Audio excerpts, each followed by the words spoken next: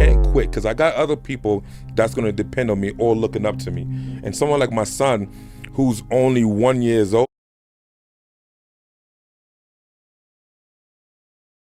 I can't quit because I got other people that's going to depend on me or looking up to me. And someone like my son, who's only 1 year old now, he's going to be looking up to me, and he's definitely going to be looking up to his older brother. Oh, for sure, you know, so like we got to show him the right way to do things. At the end of the day, fitness, self-defense, fighting sports, I don't think it's ever going to go away. I think that's a market that people are always going to love. They're always going to get in shape. They're always going to want to learn how to defend themselves and also learn, like people love watching combat sports. This kid came up to me. He was like, "Coach, I want to train." Okay, cool. Didn't see him for 2 weeks. He finally showed up. He's like, "Coach, man, I'm sorry. I haven't been there. I've been busy." I was like, "You've been busy? Really?" And I start to run off my life. You raising 3 kids? You running a business? You working on 2 master's degrees? Not only did I... Welcome to the Colorado Springs Business Podcast, where we discuss business principles and provide real-life insight into the lives of everyday business owners and entrepreneurs. If you're watching on YouTube, make sure to subscribe or leave a review wherever you might be listening. We interrupt this program to bring you our sponsors, the people who help make this show possible. Franchise Succeed. They specialize in helping small to mid-sized businesses grow through franchising, offering a full range of services from legal and financial considerations to marketing and sales. With over 6 decades of experience, the team at Franchise Succeed has a unique perspective on franchising, offering tailored strategies for both new and existing franchisors. They'll guide you through every step of the franchise process. If you're ready to take your business to the next level, visit franchisesucceed.com to schedule a free consultation. Dope Tees. Our next sponsor is Dope Tees. What? Yes, a brand that's all about elevating your wardrobe game. They're on a mission to provide dope clothing that not only looks killer, but also makes you feel like $1,000,000. Ooh. Their designs are fresh and their quality is top notch. And they're all about making a statement. Mm-hmm. We couldn't be happier to have them on board as a sponsor. And we're pumped to see what new incredible things we're going to accomplish together. That was pretty good. I was pretty enthusiastic. I'm not going to lie. DOPETEEZ.biz. Our next sponsor is Pinnacle Advanced Primary Care. Imagine a healthcare experience that's truly tailored to your needs. Let me imagine it. Oh, I got it. Pinnacle Advanced Primary Care is revolutionizing the way we think about healthcare. Their model is straightforward. You pay monthly subscriptions directly to your primary care physician. This means no insurance companies or third-party players involved. Pinnacle believes in a healthcare system that's more personal, more accessible, and ultimately more effective. That's pinnacleapc.com. Now, let's get back to the show. Welcome back to the COS Business Podcast. Today we have on 2 special guests, Gilbert and Elijah Smith. So Gilbert runs Victory MMA right off of Academy, right where all the construction is. Yeah, true. Yeah. Definitely Right have now, not been currently. helping my business. Yeah. So yeah, tell us.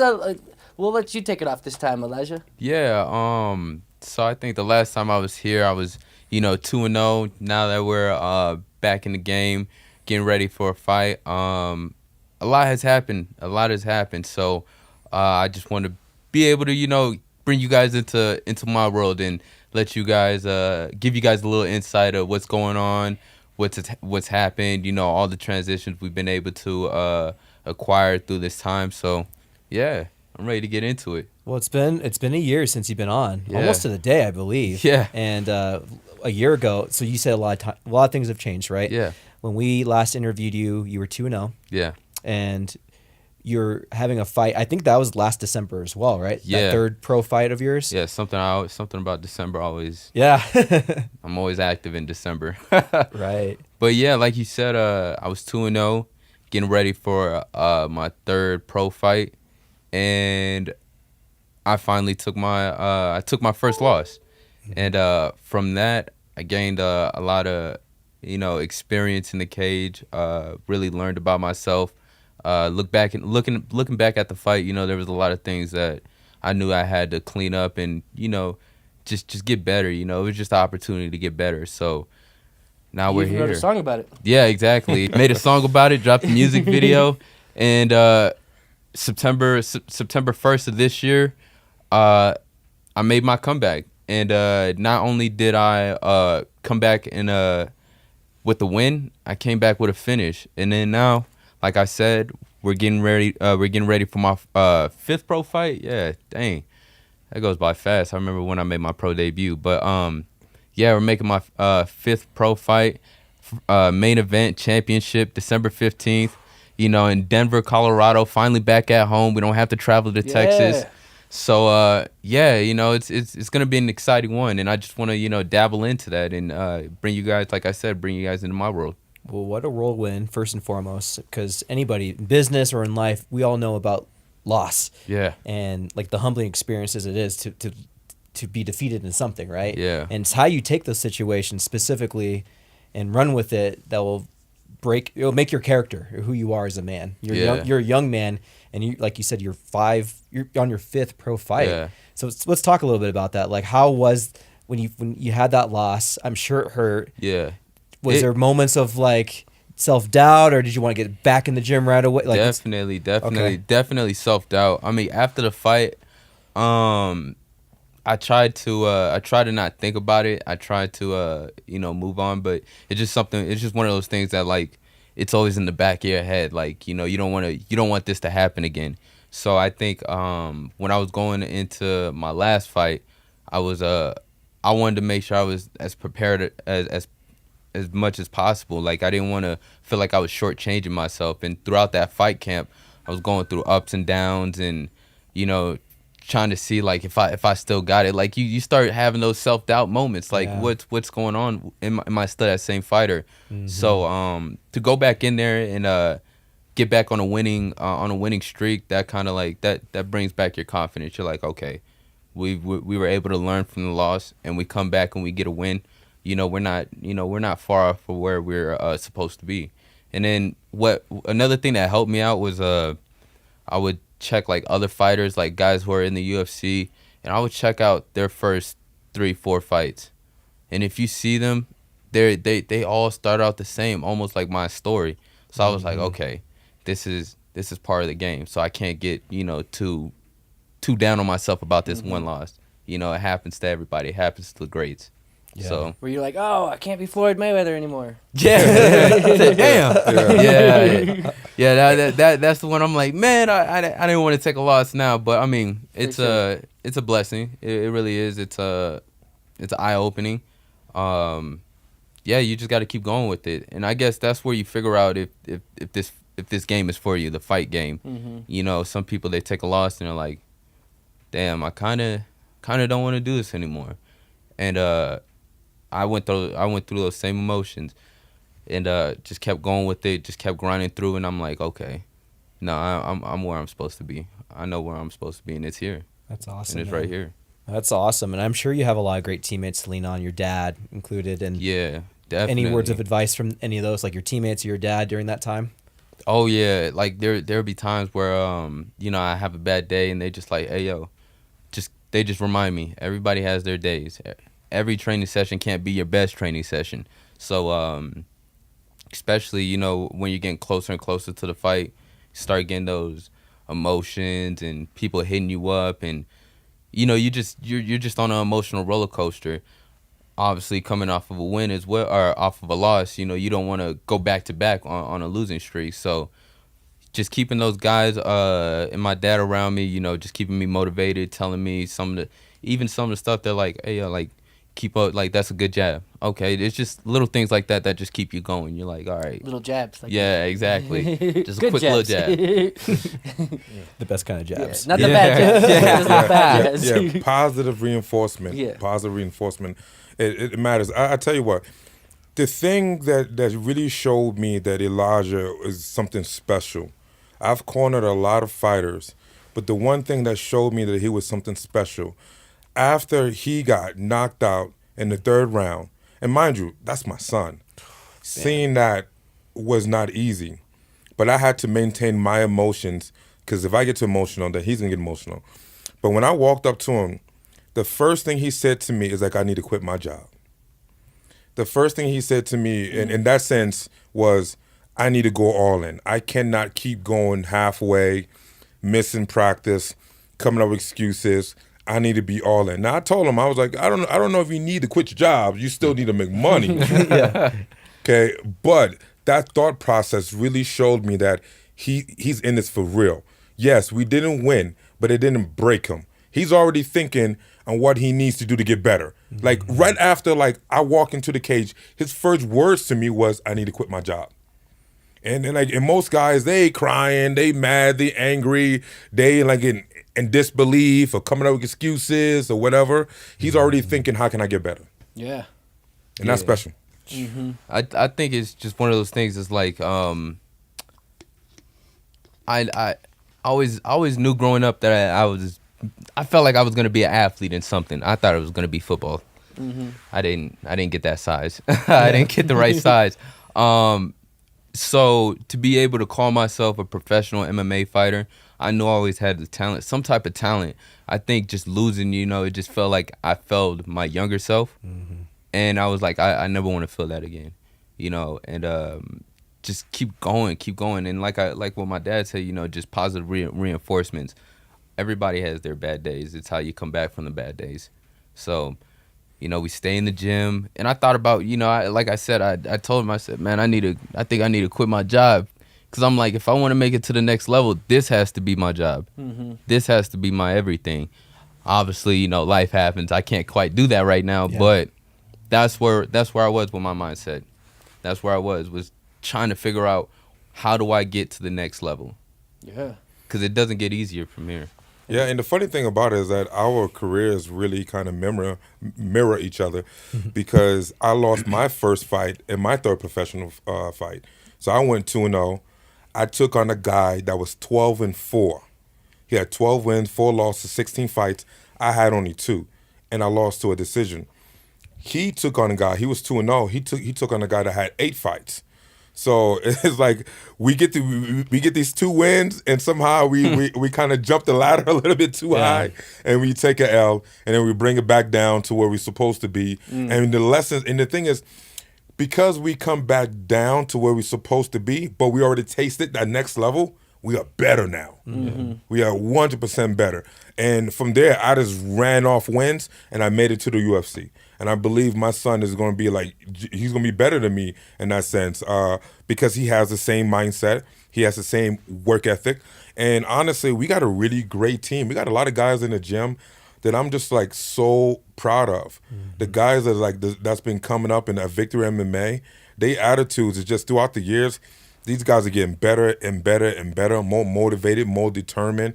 And it's just super inspiring every time I walk in the gym. I'd be tired. I'm 42, dealing with all these young kids, but these guys are just so inspiring that make me want to have that energy and coach and give good energy back to them.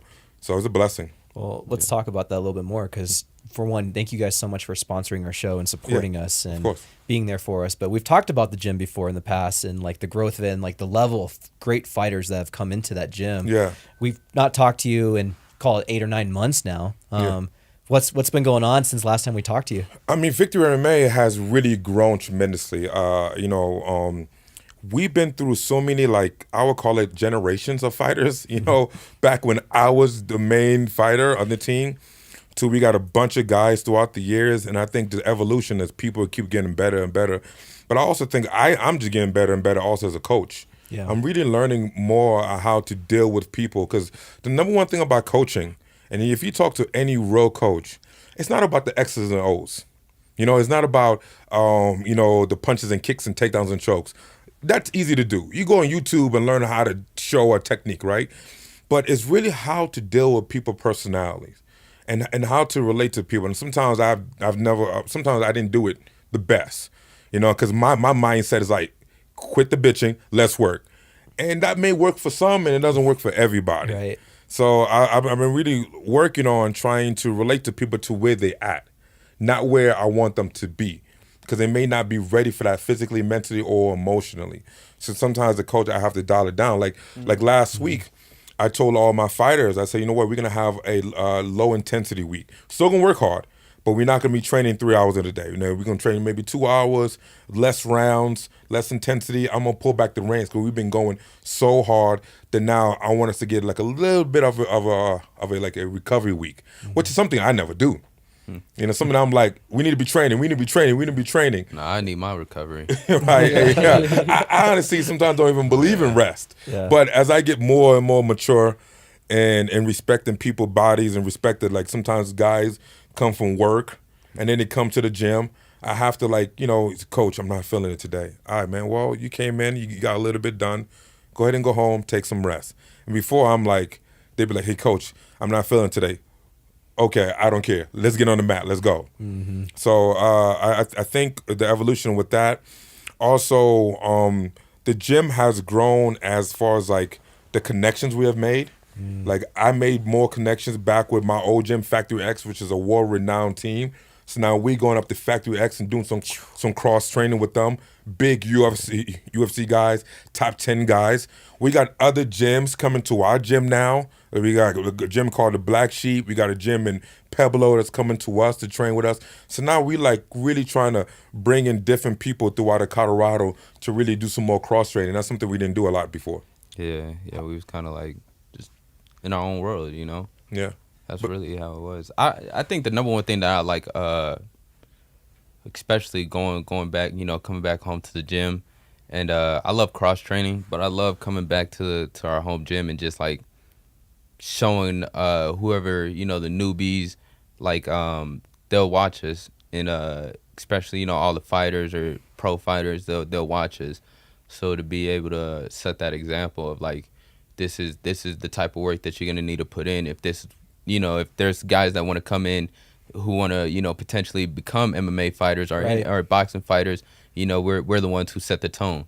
My dad, he'll give them the technique and stuff, but we got to be the tone setters. We got to set the example. So I think, just coming into practice and training and just being that role model and showing guys like, hey, I'm doing the same thing that you're doing.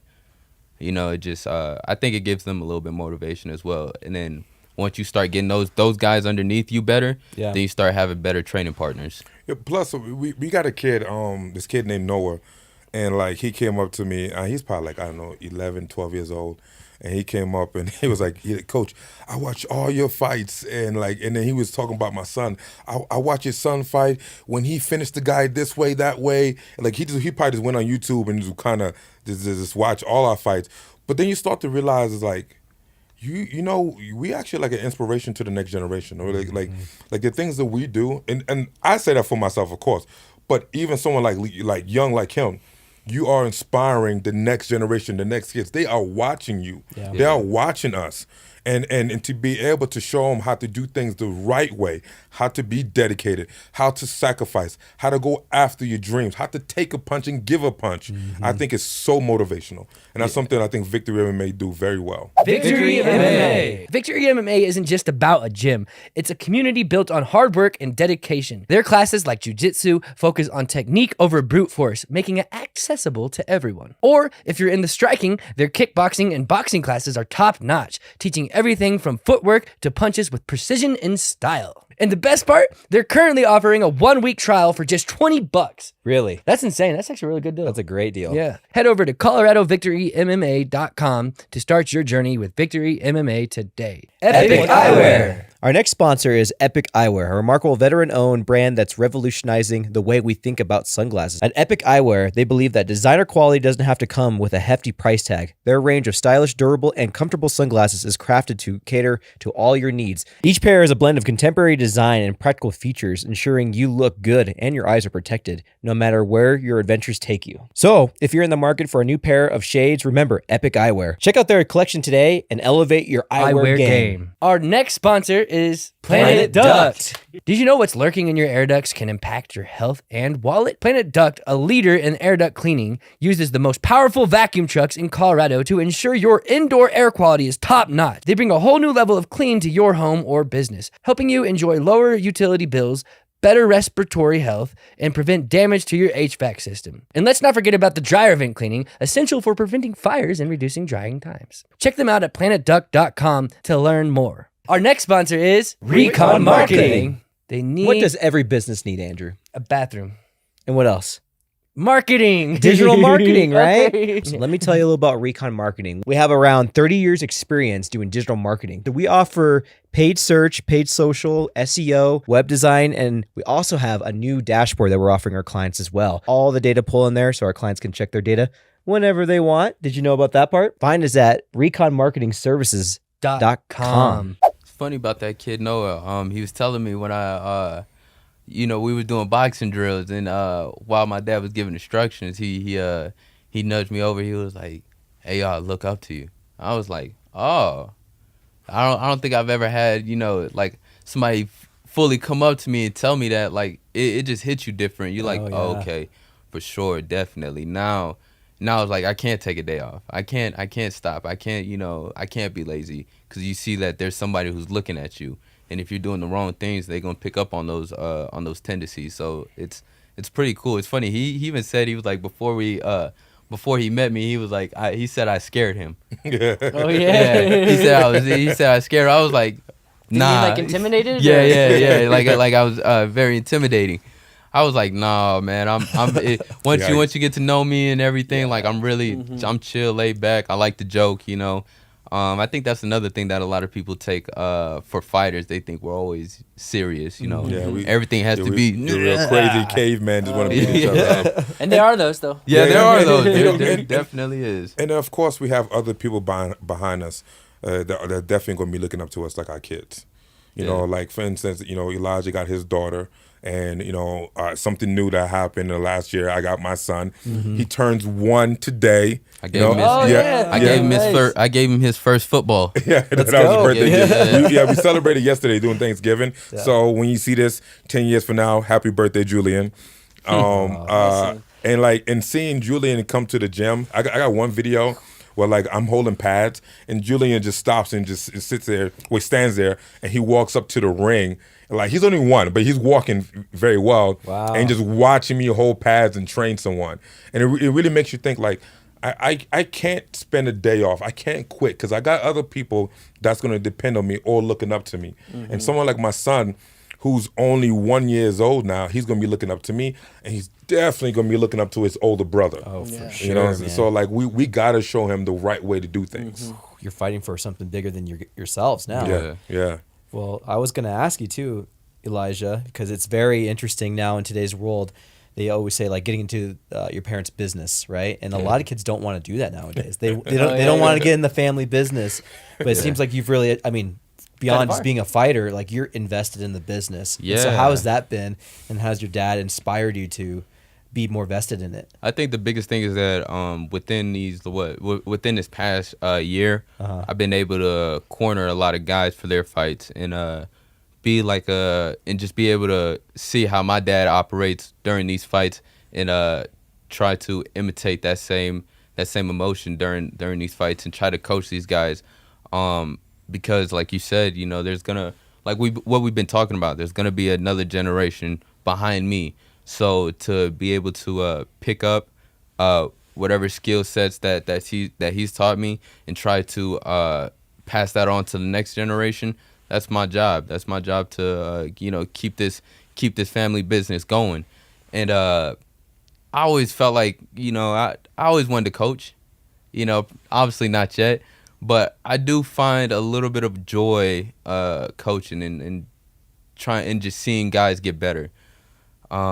Just because I remember when there was a time where when I first started, I didn't have my MMA skills, my kickboxing, my boxing were like it was nasty. So to see my growth, I can only imagine what it feels like to be a coach and see one of your students, your students' growth over time. I think that really shows of how good of a coach you really are.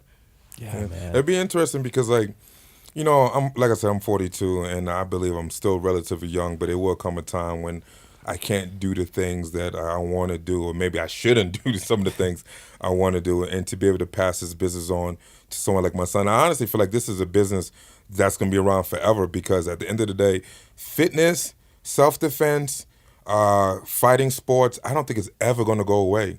I think that's a market that people are always going to love. They're always going to get in shape. They're always going to want to learn how to defend themselves and also learn, people love watching combat sports. Boxing been around forever. Like wrestling was one of the first Olympic sports. And then obviously the UFC, MMA, I think it's continuing to grow. So to be able to pass this business on to someone like my son, I think it's going to be great. Now, for him, he's going to have to learn. Like, I honestly believe he's going to be able to teach the technique. Like I said this before, he can teach the technique, X's and O's.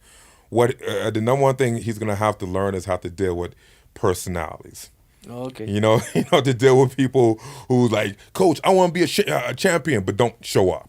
You know, they want to complain about something. Right. You know, or I think that like whenever that happens, like I'm one of those guys. Like, all right, if they ain't here, then they ain't here. Yeah. I'm like, no, Yeah, again. that's me too. I'm like, if they ain't here, then that all right, then we moving on. You know, and for me, I'm like, I'm on the phone texting people like, hey man, where you at? I'm calling people like, you know, sometimes I'm literally like, got to be a dad to some of these guys. Yeah. Sometimes, but that you do need people to be on you. I've had my fair share of like of him being on me. I'm like, I don't feel like coming to the gym right now. I'm like, I'm out of it right now. And you just wouldn't have showed up without him. Exactly. To have somebody like, hey, all right, so and so is here though. That somebody's waiting for you. I'm like, okay, let me go ahead. Let me grab my stuff. I'm gonna be there. All right. So you do need those people to keep you motivated. Yeah, because I definitely know that feeling of like, I don't feel like going to the gym. I wish I didn't have today. to do that because, you know, when I was fighting, no one had to tell me to show up. I'm like Kobe Bryant. Kobe Bryant is like, I can't speak the same language as some of these guys. Okay, if I have to tell you to be at the gym, we are speaking two different languages, and I can't speak your language. At the end of the day, if you want to be great, you want to be a champion, and guess what? Not all of us are going to be champions. You can work your butt off and still not become a champion, but at least you give yourself the best opportunity to become a champion. But you won't become anything sitting on the couch. For sure, man. And so to have this conversation with people, and like, hey man, you need to be training. Hey, you need to be training. You know, I get it. You tired. You sore. I get it. Your girlfriend left you. You having a hard time at work. Homework needs to be. I get all that. Still come to the gym. You gotta make it happen. If this is what you want, if this is not what you want, then fine. The best example is this kid came up to me. He was like, Coach, I want to train. Okay, cool, come on through. Didn't see him for 2 weeks. He finally showed up. He's like, Coach, man, I'm sorry, I haven't been there. I've been busy. I was like, you've been busy, really? And I start to run off my life. You raising 3 kids? You running a business? You working on 2 master's degrees?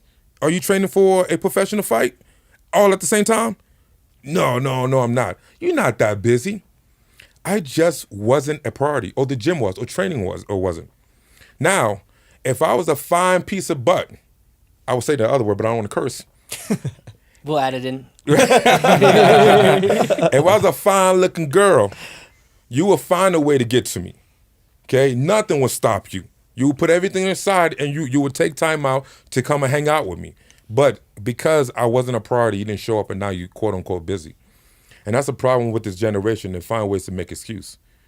Don't make excuse, bro. Like, Man, they was making excuses back then. yeah. You Yeah. know me. Okay. Y'all Another generation. story I give you. Another story I give you. He's Right? got your dad. He's got all the stories Right. about you too. So. And I tell you this story, man, because like, you know, people always think I'm a little bit crazy, and maybe I am. I don't know. But I remember one time I was training for a fight, and his mother at the time we was married called me and said, hey, Elijah broke his arm playing football, right? And I was just about to, you know, to get into training. And I was like, okay, put him on the phone. And I was like, how you doing, son? And he was like, yeah, I broke my arm. Now my season is done, blah, blah, blah. And I was like, okay, cool. Well, guess what? I'm going to see you when I get home. The doctor's going to take care of you. And then we could like figure out the next step. But I need to get to training. Now, I didn't say it like that, but that was basically the gist of it. Mm-hmm. And people like, if my son would have broke his arm, I'm leaving training, I'm leaving the gym, and I'm running to the hospital. But I'm like, well, I'm not a doctor. I can't do nothing for him. He's going to be okay, and I need to prepare for this fight. Now, I'm not saying my son is not important to me, but there's some things like I'm just not going to make an excuse here because I'm going to get to my son, but I know I need to train. And at that moment, there's nothing that came before training. I was that focused. Some people can understand it, and some people are like, "Hey, that's kind of messed up." But I just the way I am. I get it. I mean, your cup. You got to fill your own cup up, right? First, you have to, and you're teaching your kids to understand that a lot of the problems in their life they have to start solving for themselves. That's probably one of the greatest things you can teach your kids is to solve their own shit. Right? I think that's probably really one of the main things that I learned from my dad is you know, there's still some things that I do hit him up about that I have questions just to make sure I'm making the right decision. Right. Yeah. But he's always going to be a guide for you, man. But he shocked me about that because he would call me. Because see, talking to my son, sometimes I feel like I'm talking to a wall, and I feel like he doesn't listen to me, and he'd be like, "Nah, Dad, you don't understand." But every so often he'll call me, ask me for my advice. I'd be like, "Oh, you want my advice?" Like, okay, like makes me feel like I'm still dad sometimes. But yeah, no, definitely like finding solutions on my own, because I know that, you know, he won't be here forever. You know, my parents, you know, I love them to death. You know, I never, I wish I could have them for, you know, I wish we could always, you know, stay here forever. But I know that, you know, they won't be here forever, so I'm gonna have to figure it out. But on that journey, I will ask for guidance. You know, what's the right move, so I can, again, talk about generation, pass that on to my kids, and just keep that same process going. Give him everything that I learned, all my failures, which he's done to me. He told me his failures, his successes, what not to do, what to do, and now we just put it together and we try to make the best out of the opportunities that we get. Oh, dude, I'm telling you right now, that makes him so happy that you go to him for that stuff, because those teachable moments is like what's very important for a father to bestow upon their son, right? Yeah. So important. So there's like this whole thing, I forgot what it's called or anything like that, but like when you're younger, obviously you idolize your parents, and then when you become a teenager and you have your own tribe and you're not like your parents aren't your whole world anymore. Yeah. They're kind of the villains, right? Because they're the ones telling you what to do that you don't want to do. And then eventually you kind of humanize them because you become an adult. And you're like, oh, like now I recognize my dad for his faults, and I recognize him for the things that make him great. And then you have to make a decision of like, okay, like, do I like my dad as like who he is as a person? And then you make that decision, right, as an adult to an adult, right? Exactly. And so I love seeing your guys' relationship. This is my first time with you two together, and it's cool to see the dynamic between the two of you guys. You know, the funny thing is that sometimes I ask him I will go to Elijah for his advice, you know, for his opinion. You know, he is part of a new generation. And sometimes I could get a little bit stuck in my ways, and I'll be like, "Yo, is this a good move?" You know what I'm saying? And sometimes I will ask him, you know, and honestly, Elijah's very kind of like, he's very wise for his years, and he does give me good advice too sometimes. So yeah, the best advice is that I give him is how to dress. Oh, nice. You know, I be like, hey man, I don't know if you want to wear that out tonight. I mean, first of all, these kids dress so different than I'm used to. All the little skinny jeans and like, I can't wear all that. I'm too old school, man. Man, he put on a button-up, a brown, like a dark brown button-up T-shirt. Yeah, gold. With some black jeans. Dude, you're talking to the wrong crowd. We don't know how to, I don't know how to dress. I can't speak for Andrew. With some Timbs. I had to Timbs make everything. You know where I'm from? I just had to give Timbs make everything look good. You know, like, dead ass. Timbs make everything look good. I had asked him. I said, Timbs are out now? I said, are you staying here for Thanksgiving? Because I wouldn't go anywhere else. Just yesterday. You know, funny thing is, like, half the time you catch me in like something like this. T-shirts and some sweats, some athletic gear. I almost never like to dress up unless I'm, you know, me and my girlfriend is going out, and or sometimes, you know, she buy me clothes because I usually don't buy myself clothes. I am really becoming that old school dad. Oh yeah, just wearing old school clothes and even like my sneakers. I wear sneakers until they fall apart. Same. Yeah, because they feel so comfortable. Yeah. The thing is this: I actually got money. I can go out and buy the fancy stuff. I can go, but I'm like, for what? Like I could go buy the jewelry and the chains. I could have the Black dopest Friday. car. Yeah, like, but it's for what? Like, I already got my girl. Like, who you trying to impress now, right? Yeah, right. She don't want to hear that because she's like, I still should be trying to impress her. Yeah. But I'm like, well, I stay in the gym. I look good naked. That's all. That's all you need. So yeah, but it's good to have him next to me. It's good. You know, the funny thing is that happened this year too is that he moved out. Oh, he moved out. Yeah, Nice. Yeah. So he moved out. He got his own place. So this is our first time in our lives that we've been living separately, except for when I was like deployed to Iraq or something like that. Sure. But that was actually a little bit hard for me to see him leave. And I was talking to my girlfriend about that, and I was like, because sometimes we would just have like little random conversations in the kitchen. Yeah. And we don't have that anymore. But I still see him in the gym almost every day. So. Yeah. And he got his girlfriend now, and they live together. Cool. And seeing him growing up, you know, being an adult, It's actually really nice to see. He got a really nice place too. Like he set up his apartment. His apartment looked better than my place. Nice. Yeah. Still got that same. This last time when I was here, I had the little white dog. Yeah. Oh, yeah. Yeah. Now he just turned 1 back in July. So Oh. yeah, he's a Maltese, but he's a good dog, but he just. Pees every damn where. Yeah, Every place you go, he yeah. just So we pees. got to put a diaper on him, man. We Oh, gotta, damn. yeah, no, but back to the fight though, I was just thinking about that. man. Yeah. When I so the guy that I'm fighting, Yeah. Robert Trujillo, 5-0. He is 5-0. He was on the power slap, Dana White power slap. Which is the most ridiculous thing out there. I'm sorry, Dana White. I'm sorry, Robert. No disrespect. But that is the stupidest thing that I've seen that came along when it comes to sport. Like, it's not a sport. It's just for the views, essentially. Yeah, basically. I said that's like the only sport that like there's a guaranteed knockout.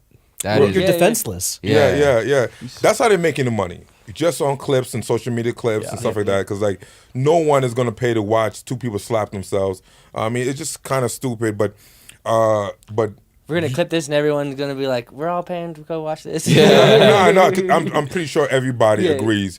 But the thing is, we do watch it on Instagram. We do watch it on YouTube. We see that like 10-second clip, and you do watch it. You watch it a couple times. They making money off of views. yeah. They are, yeah. He even said it himself. He said it gets way more numbers than even the UFC does. Yeah. But that's on social media. I That's think. what Yeah, you see it's someone a- get knocked out. Like It's a 5-second clip of somebody just getting slapped and knocked out. it's kind of hard not to watch. You can watch it. You can watch it you could watch it twice, and that's only 10 seconds of your time. But you see one, you seen them all, right? Yeah. That's how I feel about it. But That sometimes- is true. But He sometimes said- they do fall a little different. Like, Okay. like Hit how their they- face on it. but like his guy has been doing very well. He had 2 matches, I believe, and he got 2 knockouts, and one of them was like he got like a $25,000 bonus. Wow. But you know what the question is? I was like, I'm shocked to see because he's actually 5-0, been killing in a power slap. It's interesting to see. I believe, and there's no diss to my son. I believe he's actually dropping down to fight my son, because you should be like. You are in Dana White's pocket. Like, he knows you. Yeah. You 5-0. You should be like somewhere along the line getting picked up pretty soon. But to come back down to Colorado and to fight Elijah, it says something about Elijah actually. Yeah. It says like how big of a fight Elijah really is. Yeah. And to hope to beat him one day, would do wonders for his career. Yeah. So I mean, it's gonna be a very interesting fight. I mean, like I said, he's a very predictable fighter in my opinion. All right, we kind of already know what he's gonna bring, and we just we're just training. We're training all aspects of the fight, from the striking to the grappling. That's all it is. There's been talks that he thinks he's just gonna stop my wrestling. I'm like, bro, you're not just gonna go in there and just stop what I always do, Yeah. But not only that, but I mix it in so well to the point where you won't even see it. Yeah, you'll be surprised when I shoot you, like, oh damn, he's not gonna. Oh, you got caught. Now he's gonna see that I'm not his average. My record is 3-1. I'm not your average 3-1. Yeah. I've fought better guys than him. So, and he hasn't fought better guys than who I fought. I mean, first and foremost, he hasn't fought better guys than you because we break this guy down. Okay, he's 5-0, but his last fight was against someone who was 3-8. His guy before that was 3-3. The guy before that was 1-6. Okay, so his 5-0 is not really like a good 5-0. In fact, this is the first time that he's actually fighting someone with a winning record. Wow. Okay, so he hasn't fought someone with Elijah's striking, wrestling, athleticism, youth. This guy is 31. Like, Elijah's 21, so Elijah's going to, like, you could say he has the grown man strength, but really Elijah's super strong. He lifting with me. Okay, and then honestly, like, I'm not trying to diss him or his team because I know these guys. Like, I personally know them. I've met them. We kind of walk in the same areas because they from Pueblo. But Gotcha. Oh, nice. but even the guys he trained with, even his coach, none of those guys have ever made it anywhere. None of those guys have ever touched like a national championship, a regional show, a UFC, Bellator, PFL, nothing. Even in jiu-jitsu, wrestling, boxing, nothing. So you're training, no offense, guys, you're probably going to hear this, you're probably going to feel offended, and I understand why, but you're training with subpar people to try to come beat my son. Good luck with that. Yeah.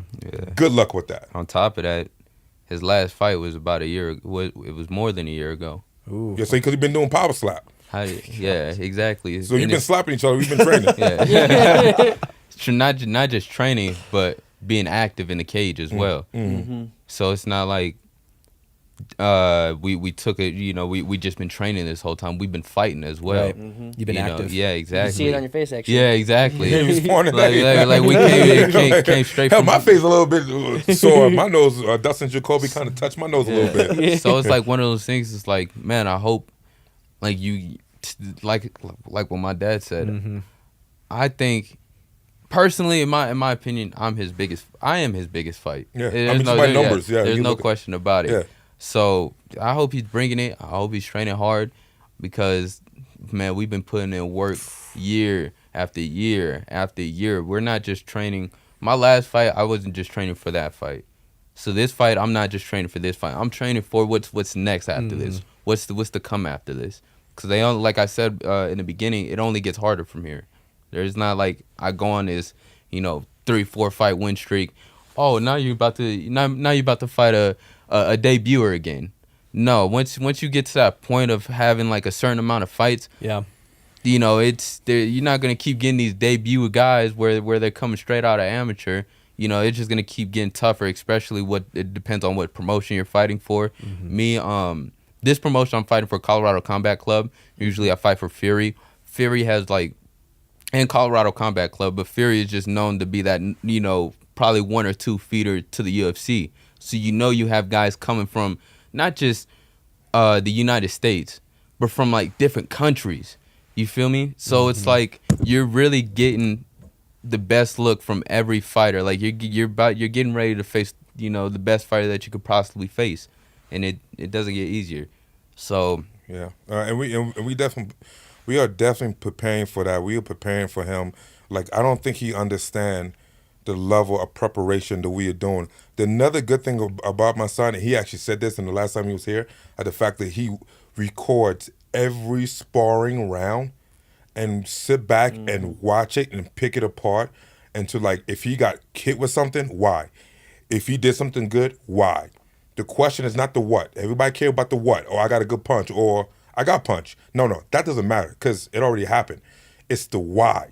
And that's going to get you to the next step. And my son really, really kind of sits on the why. So studying his own rounds, we study all his fights.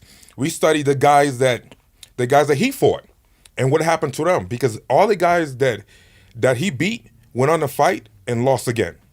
So this shows their level of skills. So What is the why?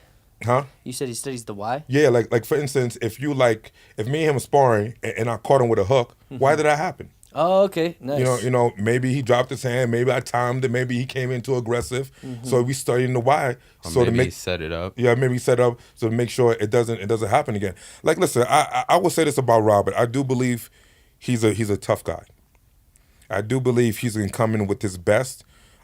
Actually, I hope that he doesn't. I hope he's not training. I hope he doesn't come in good. I hope he's injured. I hope he makes this fight super easy. I hate when people are like, man, I want a tough fight. I want an easy fight. I don't want that. I want an easy fight. Although I will train for the best version, because I'm assuming because you were fighting Elijah. I'm assuming that you know how big of an opportunity this is. 1, to beat Elijah. 2, to go 6-0. I'm assuming you are going to do your best. You're going to bring your best.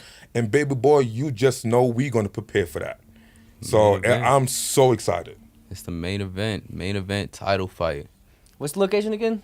It is Where is it? I know it's I can't remember what the. It's called the Brighton Event Center, something like that. It's right off of it was where I-70 hits I-25. It's like almost right there. It's almost that first exit. You come off I-25, you hit I-70. It's our first exit. Okay. And it's like 2 blocks down the road from there. And that's December 15th? December 15th. 15th, Alright. Friday night. Yeah. Yeah. Friday night SmackDown. Yeah, and like I said, we got 2 other guys that are gonna be on the card.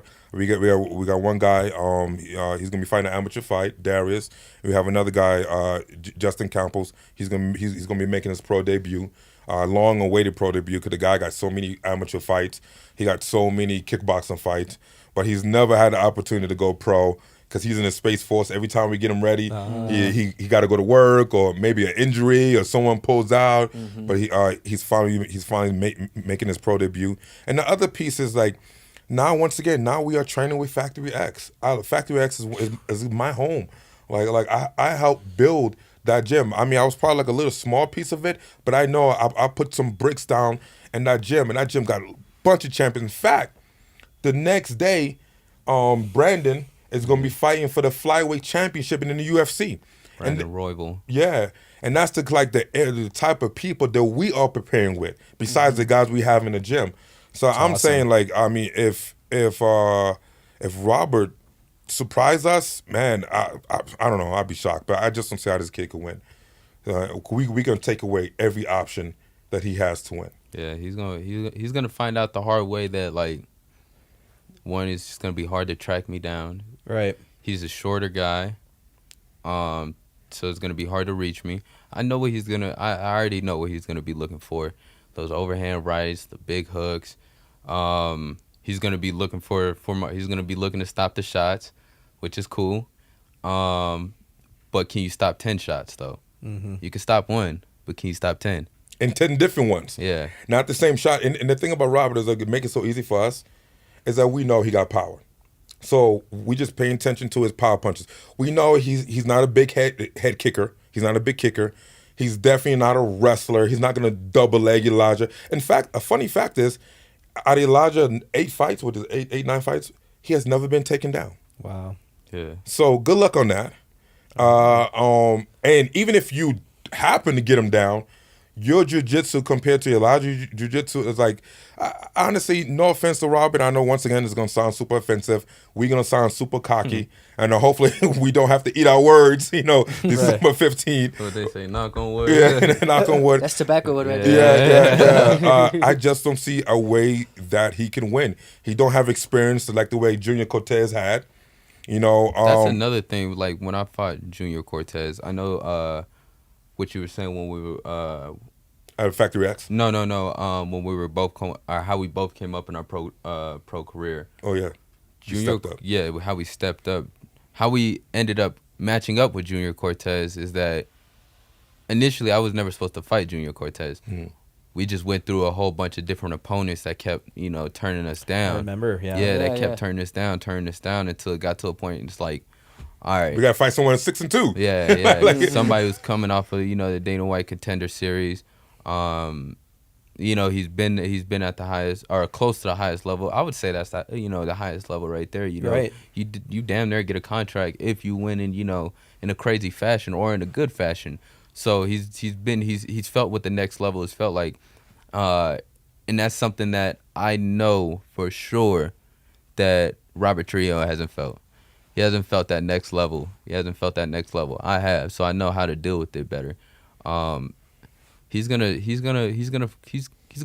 come and see like Elijah isn't just. You're gonna show him. Yeah, Elijah isn't just Gilbert Smith's son. I'm making my name for myself. It's awesome. And I think that's what a lot of people always think. That's Gilbert's son. That's Gilbert's son, I mean, which is not a bad thing. It is true. Nah, man. Young Eli stepping into himself, man. Let's go. I get you. Yeah, that makes sense. And another piece that I believe that, like, once again, Elijah, he just says things that really that makes me happy. One as a coach, but definitely as a father. He's like, I'm gonna have to clean up my act. No more drinking and partying and smoking weed and things that I don't do and I don't really condone. But he's young, he's 21 now, so he could do whatever. But like medical. Medical. You know what I mean? Helps me sleep I at don't night. drink, I don't smoke, so I can never say it's a good thing. People do whatever you want to do, but that's just the way I am. I feel like he just made me sound like an alcoholic. But you live in life. But Yeah. you said for this camp and for this fight, he needs to cut it out. Because his boys would hit him up. Hey man, you want to go to the club this weekend? And I'm pretty sure he still go out. And I still still have a good go time. out, but I just don't. I tell him I'm like, bro, I'm not drinking. Yeah. I'm not doing anything. I'm just here to have a good time and just vibe out. Cause awesome. and the cool thing about that is that they respect that, cause they understand like, yo, Elijah has a big fight coming up. Sometimes they'll forget, be like, hey, yo, Elijah, you want to drink? And I'll be like, nah, I'm good. They're like, oh yeah, that's you. I understand why. So I think it's a pretty dope thing that they don't try to peer pressure you like, hey man, come on man, it's just one drink. Yeah, for Said sure. no, cause Especially at your age, because that can happen a lot. Like, exactly. In the early 20s, for sure. That's the number one go-to He thing. just turned 21 in September, so Yeah. everybody like, man, you can come drink with me. Yeah. No, But- we'll do that after the fight. Yeah, after exactly. The fight. Yeah. All right. Yeah. Bottle service. There we go. Yeah. I mean, that's the beautiful thing about it. Is like we get to end off the year on a good note, on a big note, and then we can start 2024 and see what comes next. Because the problem with this game is that there's no off season. So as you like celebrate this win, awesome, I'm a champion. Now I was like, okay, what's next? Yeah. There's another fight. There's another hungry lion, and they're gonna get like. Honestly, I believe Robert was such a good matchup for us. He's 5-0. He's kind of famous from the power slap, and he's a beatable guy, very beatable guy.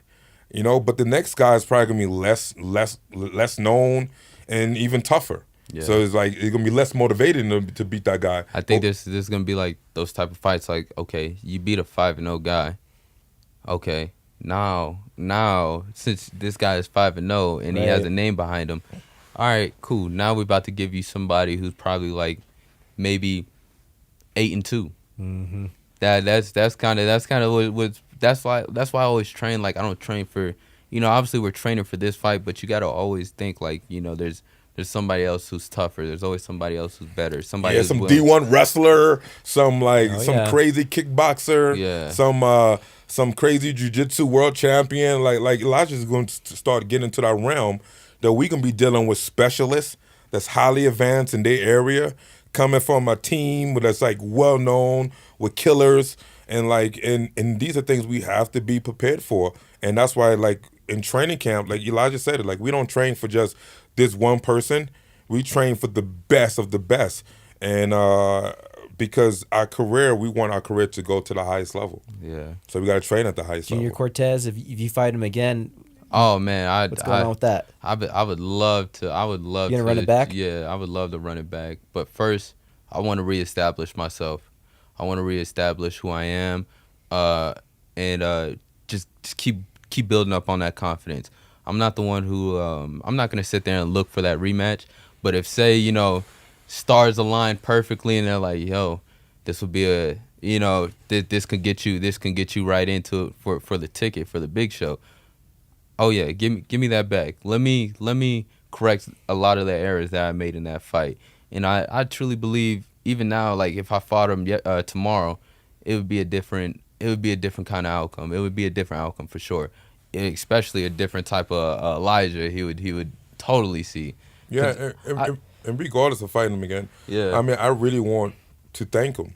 Yeah, Because he did show us the next level. He showed Elijah the next level. He showed Elijah some of his deficiencies, and he was very respectful. And honestly, I do wish him the best in his career, because you need those experiences. Another thing that Elijah said to me once again, Elijah like says little tidbits of things that I'd be like, that's what I want to hear. Because I told him, I said, man, I apologize. As your coach / manager, maybe I should not have booked that fight. You being 2-0, him being 6-2, that technically shouldn't have happened. And I take that as your coach, as your manager. But then Elijah turned to me, he's like, nah, I needed that. I needed to feel that next level. I'm like, okay.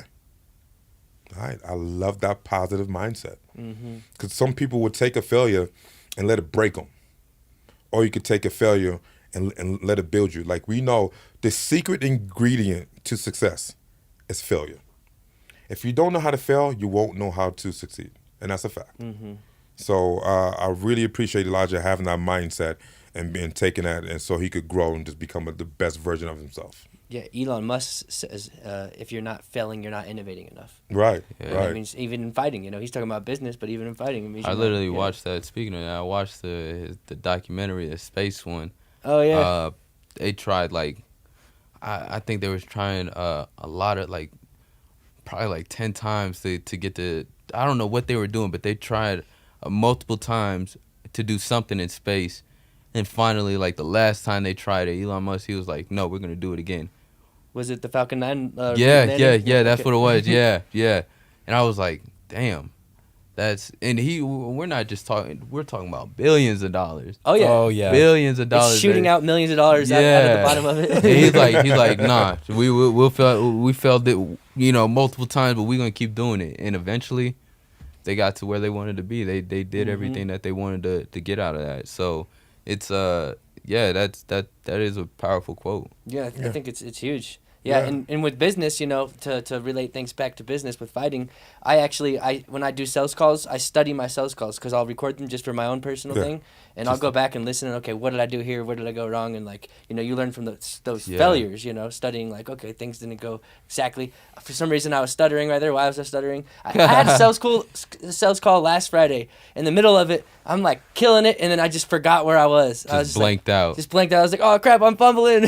I think that's So me, outside of fighting, I work at Gilbert Subaru, and Nice. I think that's it's a funny kind of thing because it's most of my obviously all of my coworkers know that I fight, and it's funny because some of them, they'll come up, they'll be like, it's just so crazy how you can switch my customer service. I'm like, man, I'm just professional like that. Exactly. But it is kind of it's offsetting.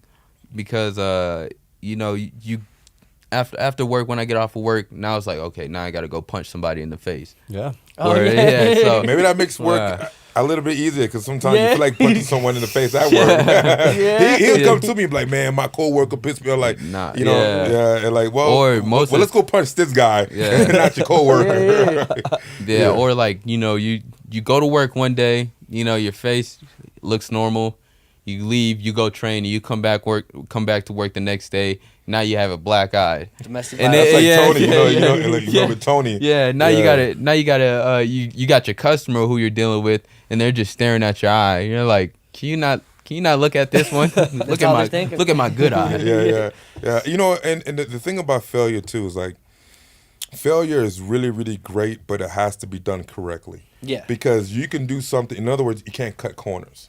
For instance, let's say, what's that ship that kind of blew up? The Titan? Yeah, the submarine. Yeah. He was innovating, but he was cutting corners. Oh, Yeah. for sure. So his failure. With people's lives on the line. Yeah. So exactly, his failure cost him his life and other people's life. So that's not a good failure. No. What Elon Musk was doing. He was failing, but he was really trying to learn and try to make it better and better. And even when he succeeded, he still wasn't happy with it. You can't cut corners. No matter if you're going to succeed or fail. If I'm going to jump into something, I'm going to go at it 100%. And then if I fail, I can at least say I did my best. And then what did I learn from that? And I want to come back stronger off of that. So failure is cool, but you can't be dumb. Yeah. Oh gosh, so true. And I got a lot of lessons too about being younger and being with friends. And I'm not saying your friends are like my friends, but when I was younger, my friends were wild. Wild. Oh yeah, no, wild my boys people. are wild too. They all right. sure, definitely. But I learned a lesson early on in life. I was just thinking about it, but about in life you don't necessarily get what you deserve, but you get what you tolerate. So if you're gonna tolerate the friends who are around you who are doing things that are real, because my friends were doing things that are real bad, right? Yeah. You gotta figure that out in your life. You get what you tolerate in your life, whether it's just a coworker who's getting in. You go on lunch and they're doing whatever, and you're a part of that. It's anything in life. You just have to figure out what that is, and the ones who are going to be with you and your ride or dies, they're going to be with you. I still have friends with me that are like my ride or dies, and they're always going to be with me. But there are the ones, as I've gotten older or have gotten a little bit more successful, that I've had to clear away just because of that. Just because when you're trying to get something and you're trying to excel, you have to be fully focused on that, and you can't let things pull you away. You can't let things pull you. And your dad knows that lesson. Like, you cannot. I mean, my son broke his arm. I was like, you good? I gotta get back to training. Like, And so that's important. And I'm not saying you're in that situation, but you are a focused person who's special. Like, you were telling me a bunch of things of like, you're doing customer service. That means you're like the total package. If Dana White was looking at you, you're not just a knuckle dragger kicking someone's ass. Like, you have dimensions to you other than just your fighting. You have a personality to you. Rap. There's a lot of things that are artistic about you and creative about you. And so people are going to catch that about you. And one, people are going to want to mentor that, and it would be great. But there's also going to be a lot of bad actors who want to latch onto you. And so just be wary of that, because you have a lot of good things going for you. Yeah, there's definitely going to be leeches. Yeah, you got to watch out for the girls. And it's not like it gets any easier with the more wins you pile up. You know? Yeah, man. Yeah. It's so funny how people hype you up. You know, I did a video after his loss. It's like, when you're winning, everybody's there celebrating. Everybody's shaking hands. Everybody want a picture. Everybody want an autograph. And then when you lose, like, you're alone. The phone stop ringing. People stop wanting. People start questioning. Like, he actually really sucked, man. I know he wasn't that good. People will build you up, and then they definitely will knock you down. But you cannot let that be your story. I always say this: other people's opinions should never be your fact. And what that means is, like, even if they think you're the greatest thing since sliced bread, I cannot live on that, because they may think I am the best of the best, but the truth is I'm not. And I have to keep that hunger to want to keep growing and learning. Or people are like, you kind of suck. Once again, I can't let their opinion become my fact, because they think I suck doesn't mean I really suck. You know, because I know how great I am. But I cannot be delusional. I always say fighters should be semi-delusional. You do got to believe you got something great in you. You do got to believe you are a great competitive fighter, whatever the case may be. But it has to be backed up with hard work and dedication. If not, then you're just being delusional. I'm really good. I'm going to be a champion. Yeah, how you going to be a champion when you barely train? You're missing training sessions. Right. Come on. You're delusional now. So that's my opinion. You got to be able to back it up. Over there, you trying to rhyme. Bars. Oh my gosh, this guy. I'm always rhyming. Back it up, act it up. Bars. It's very true. And we follow a guy named Alex Hormozi, who's like a big business person that we're following. And he says, like, confidence is a direct correlation of a stack of undeniable proof. When a lot of people, and we talk about this all day long, like our buddy Edgar behind the camera, he's amazing at what he does. And like the confidence isn't there yet. So it's like the hot girl in high school doesn't know she's hot yet. You know, that one girl in high school, they're like, oh man, she don't know she's hot yet, because she's still down there talking to everybody, all the nerds and all that stuff. The stack of undeniable proof will cut tell to a you clip that. of how hot Edgar is. Yeah. But when you have that talent and people see that in you, that's a great thing. But he's exactly right. You got to be careful of the echo chambers of just the hype man who are just, you know, they think you're the greatest, but sometimes you don't want to get clouded with that, because what happens with a lot of famous people is they have yes men all around them. I ain't gonna lie, that's probably one. I mean, I like going out, but I hate going out only for the simple fact that, like, especially a lot of people, they know me, so I don't, you know, sometimes I just want to go out and just, you know, just be in my own element. But then you do have those people that do come up to you, be like, yo, you the greatest, like, you the best in the city. I'm like, all right, like, I appreciate the love, but it's like, deep down inside, I know where I'm at, and I know where I want to be, and that's not where I'm at right now. So I take it, you know, as humble as I can, but sometimes I just don't want to hear that all the time, because then, you know, I don't want to get a big head. Just treat me like a regular person, you know, like I mean, we nowhere to a level of like a Kanye or Jay-Z top level of fame, but I could imagine the things they deal with. I was like, is anybody around me real? Yeah. Like, do the people actually like me, or do they just like what I can potentially do for them? Even if it's just clout chasing, they just want to take a picture with me so they can look famous too. Or do they actually really care about me? They were like, if I lose it all, If I lose everything today, who's going to be around me? Yep. Who's going to still love me? Who's going to still respect me? And those are the type of people I'm looking forward to have. Because I remember when I was an Ultimate Fighter and I'm coming off the show, I'm going through the airport. Everybody asking for autographs and pictures. And I come home, I'm on a date with a girl, and people stopping me from having a date to take a picture with me, and it's great. And I love that. But then it gets bad. Like if I go to a party, and I just want to hang out with the homies and talk. Everybody want to talk to me about MMA. Yeah, Like, oh, so what about that? So what about that Kimber Chuck Slice? Liddell? You know, back in the day, it'd be the Kimber Slice. Oh, yeah. What about the Kimber Slice or John Jones? I'm like, bro, I don't want to talk about that. You know what I'm saying? I don't want to talk about like, or better yet, they would tell me, I'm your biggest fan. I'm your biggest fan, man. I love you. I'm like, really? So what fight have you watched? You know that one fight. They can't even name a fight. You know, but. It's all good. I know that's how people are. Yeah. Right. And but I know they have the best intentions. Right. But I just can't let that like get to my head. For Right. sure. You know? And a lot of times it may be just because they're in the presence of someone who's done something, so they get excited, and maybe they're even just talking up the way they actually feel at the same time. Yeah. I just hope to inspire them to go seek out their own dreams. Yeah. Like it's funny how people would give up so many hours to watch football, right? And I even talked to my son about this.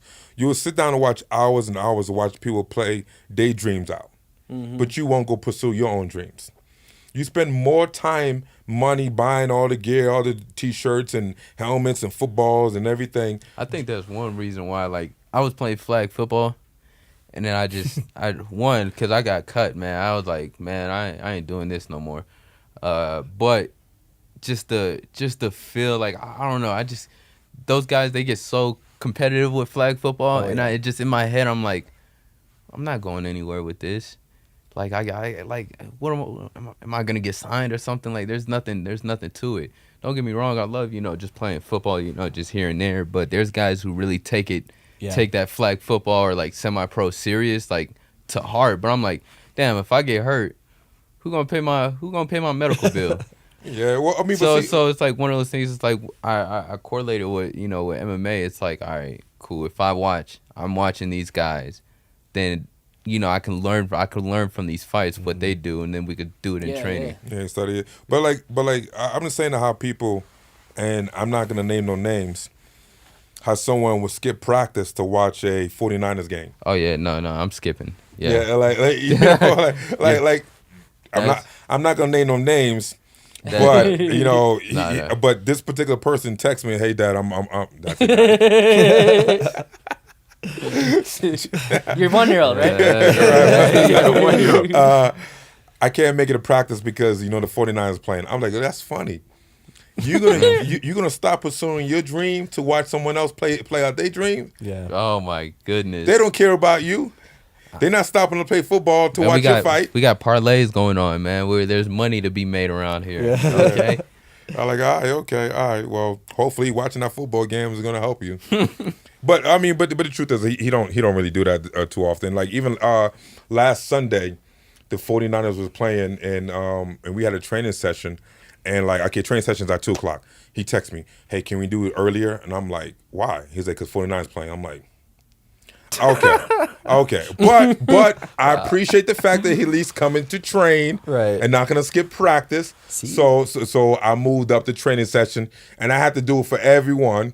Everybody was cool with it, so he got away with it. I think because everybody wants to chill on Sunday. Yeah, so we was able to get a great training session in, and he could still go back and watch the 49ers game. So you're maturing, Gilbert. Yeah, you would normally not do that. Now you're maturing, yeah, man. I'm maturing as a coach. Because back in the day, I was like, nah, you either show up or not. We're doing it with or without you. The next 49ers game, just remind him that he needs to be mature. Exactly. Listen, breathe. That's why I hate the football season. I really hate the football season because people are like, man, they get so fanatical about it. Like, man, I gotta stay home and watch the Dallas Cowboys play. Man, because I can't watch it because I get like that, so I just cut it out of my life. I can't watch my Cowboys play, dude. There's a lot on the line, man. I got my, I got my parlays going on. I got my fantasy team. Oh my god! Not just one fantasy team, but two. And.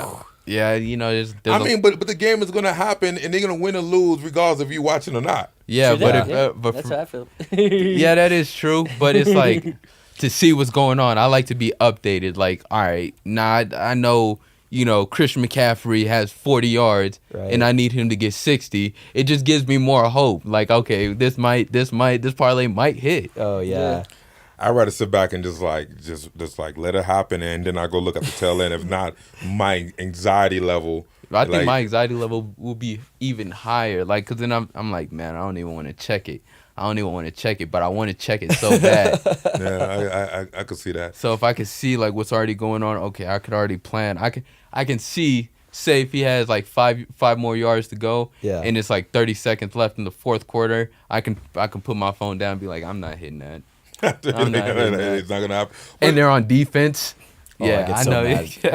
But I do think because of these situations, I have matured to be able to relate to my guys, because my life revolves around training. like even my girlfriend, like, do you do anything else? Like, what else do you do? Like, yeah, I do jiu-jitsu. I do wrestling. I do boxing.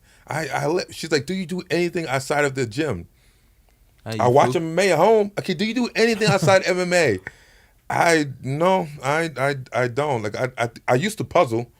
Puzzling was my thing for a while, especially when I had some really dark times. But I have no other hobbies, and so to me, if you're not about that, it's hard for me to relate. For sure. You know what I'm saying? Like if you're talking about football, I think it's different because growing up, I wanted to play football. Like I wanted to play college ball. I had dreams. I was gonna be in the NFL, man. Like I said. Mm-hmm. So it's like something that's always gonna be a part of me. Football season. You wouldn't even liked it, man. Your life is so much better right now doing MMA than playing football. Football. I could believe that. I could believe that. Taking more hits. Lifting heavy. Probably be. If I would have.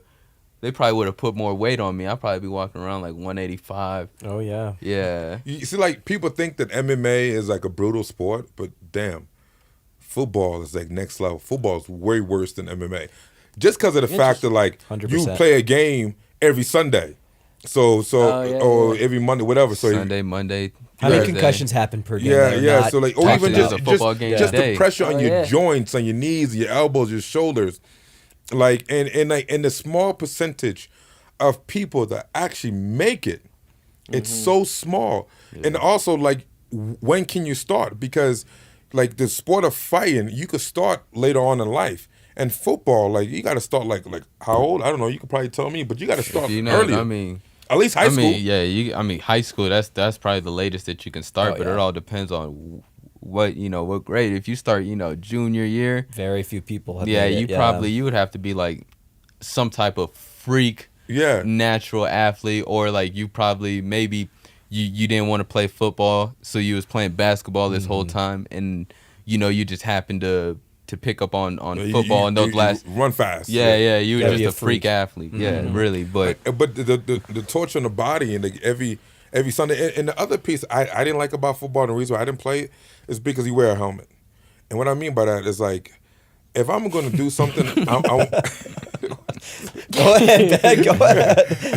If you're going to do something, I want to know. I want people to know it's me that's doing it. Yeah. You know what I'm saying? Like, I love that one-on-one sport where you could be like, either I'm gonna take all the credit for winning, or I'm gonna take all the credit for losing. It's all on me. You didn't have that. You didn't have that feeling in high school. You come back and say you had a 3 touchdown day, and you go back to school. Man, you the man. You the man. Football rules. Teachers love now you. it does. I get it. You the man. Yeah, you are. You the man, and everybody likes you and whatnot. Kids, whatever. So it's like I want that to keep happening. Yeah, but it's weird because, like, you got 3 touchdowns, but that's only because people was blocking well for you. You know, like, you know what I'm saying? Like, you really didn't do much. You took like 10 steps. You in the end zone. You know, you get all this credit. I mean, the problem is the blockers don't even get no credit. Like, I mean, anyways. They get, we used to buy them food. No one's dating the tackle. Yeah. Starting tackle. Yeah. No one's dating that guy. You know what? Everybody wants the quarterback or the running back. You know, the wide receivers. Like, no one cares about the other guys. I mean, people do care, but I'm saying, like, the stars. Yeah. Right. You know, I was watching a special last night about Barry Sanders on Amazon Prime, and seeing him run and it be so great, and then the whole team was built around him. I was like, I don't know. That's somebody who I like feel like had great conditioning, because like to be running back and forth sideline to sideline to maybe gain to maybe gain like 10 yards, that, and then have to do it again the next play. That's a lot. He definitely had a workload. Yeah, and obviously not really having a team. I can only imagine what he went through. Running backs go through the worst. That's why, like, Mm-hmm. the thing about Barry Sanders that made him so like special is the fact that he retired at his height. He just walked away. Yeah, He I was would have like, too. Yeah, he was like I'm done. I mean, In Lions. Detroit. yeah, playing for the Lions. But it was so funny how they was comparing him to like Emmitt Smith. And both those guys were like 1-2 or 2-1, depending on what year it was. I put Barry. But like Emmitt Smith, you would put him above. But Emmitt Smith got Super Bowls. Yeah, but he had that line. Yeah, big he had old the line. team. He had the quarterback. Yeah. And like he just feels like sad for Barry Sanders. He'd be like, It's man, the you know same what? thing with Calvin Johnson. Yeah. Yeah. Barry Sanders is my GOAT, and I'm a Cowboy fan. And Emmitt Smith's my favorite player of all time, but Barry Sanders is my GOAT for greatest running back. Yeah. Just because he had nobody, you know. Yeah. And so speaking of recovery, I mean, just thinking about like how athletes back then used to recover. Yeah, he used to like pull your pants down. Yeah. And now we have cryotherapy.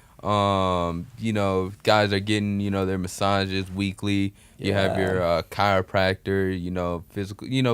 We just have more technology nowadays to recover faster and come back stronger, especially if you have like a freak injury.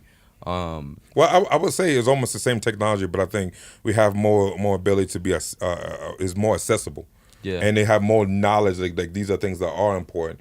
For instance, like we definitely got our chiropractor, David Lawrenson, such a great guy. He's one of my best friends. He's the best in Colorado Springs. Look him up. It's a good on the show. Yeah, Yeah. right. He's actually maybe going to move into Dubai. But Wow.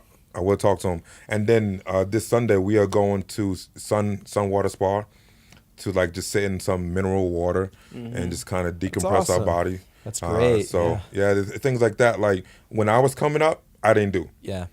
And I wish I did, but I didn't do There it. was no really literature on it either. Yeah, Really. yeah, Was there? Like, yeah. I mean, they're just At least I didn't know about it. You know what I'm saying? Hop in the ice bath. there was no YouTube videos. Yeah. Right. When everybody talking about it, for me it was just more like, all right, let's train. You sore, let's train. You tired, let's train. You Yeah. sick, let's train. You tired of training? Guess what? Let's train some more. Which is why I think that longevity, guys like LeBron, they're able to play 21 plus years because they invest. Load management. Yeah. Michael Jordan didn't do that. That's why he ain't played 21 years. Yeah, but he didn't He need played to. 21 years, Oh, actually. did he? Yeah. Oh, okay. But he didn't put up the But numbers. he had- though. Yeah. LeBron has a lot more minutes. than- Yeah, than but LeBron. but Michael Jordan got 6 championships. LeBron has 4.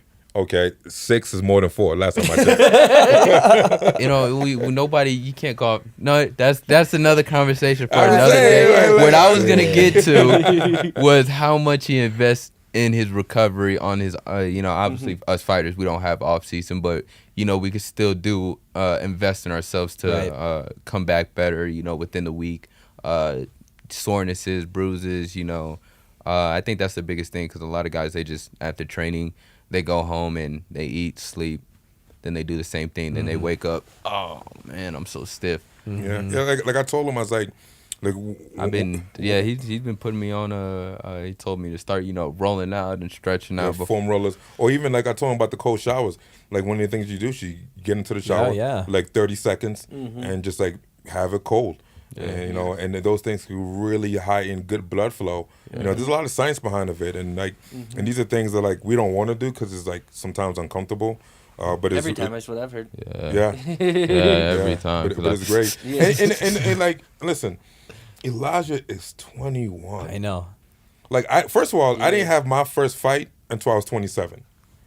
So the fact that he's learning this stuff now, Yeah. like I believe that he could easily be one of the greats. And even if he doesn't like make it to that level, because there's so many like variables that will stop it. Right. But he's gonna have so much knowledge to pass on. Like if he wanted to be a really, really great coach, he's going to be able to do that. So he's got a multiple different career paths that he can go and and live a happier life and do what he wants to do and not what he's made to do. Yeah. All right, so December 15th, guys, we're going to start wrapping this up. Yeah. And, so is there anything else, or do you have another question to add? Before we wrap it up, just want to see, okay, so for both of you, just real quick, this next year, 2024, we're coming up to the end of 2023, but 2024, if everything worked out the way that you wanted it to work out, what would that look like for you? We'll start with Elijah, then Gilbert. I would say we make a run. You know, I would like to, get at least 3 fights for next year. We go into this next fight, we win. I'll be 4-1. 4-1. Say we go on another 3 fight win streak. Hopefully get in that title contention for next year, and work for that contract, man. Like that's. I think next year will be the year that I get my foot in the doorstep. So that's what we have incoming for 2024. We make a run. Love it, brother. Well, win, lose, or draw, by the way, we got your back no matter what. We're a huge supporter of you, and we're always following you and watching your stuff, you and your dad and stuff, and we love you, man. I appreciate that. I think for Elijah, and what he's really spelling out is like, because the best way to the UFC is through the Contenders show, and that happens every August. So we're not gonna make it this year because Elijah don't have enough fights. So by next year, we're hoping to make it. So we're gonna have about 1.5 years to get ready for that. And during that time frame, we have to get ready, not just for the show, but for the UFC level. Because once he gets there, it's one thing to make it there, it's another thing to stay there. Mm-hmm. And those guys get tough. They come from all over the world, and they come with high level skills. And we got to be ready for that. So we got 1.5 years to get some good fights and to get some good skills. Now, for me, obviously, personally, is to build up the next crop of guys to come right behind Elijah. And, I'm always looking for great talent. I'm always looking to help and work with people and just build the gym to make it viable for everyone, not just for fighters, but also for everyday average people who just want to learn self-defense to get in shape or learn jiu-jitsu or boxing or kickboxing or MMA. Some people actually have a dream of just stepping in the cage once, and I'm here for that. So to really keep Victor MMA growing and getting better, and spending me personally, I want to spend more time with my girlfriend, with my kid. I want to travel a little bit more. I used to love to travel, and so next year we got some plans to go back to Costa Rica and probably get another big trip somewhere. So that's my goal for 2024. I love it. Awesome. Where can we find you guys? We'll start with you, Elijah. Y'all can find me on Instagram, ShakurTheBag02. Also, you can find me on Apple Music, same name, Shakur the Bag, ShakurDabag. So keep that in stock. Go ahead, stream the songs. And again, December 15th, Friday night.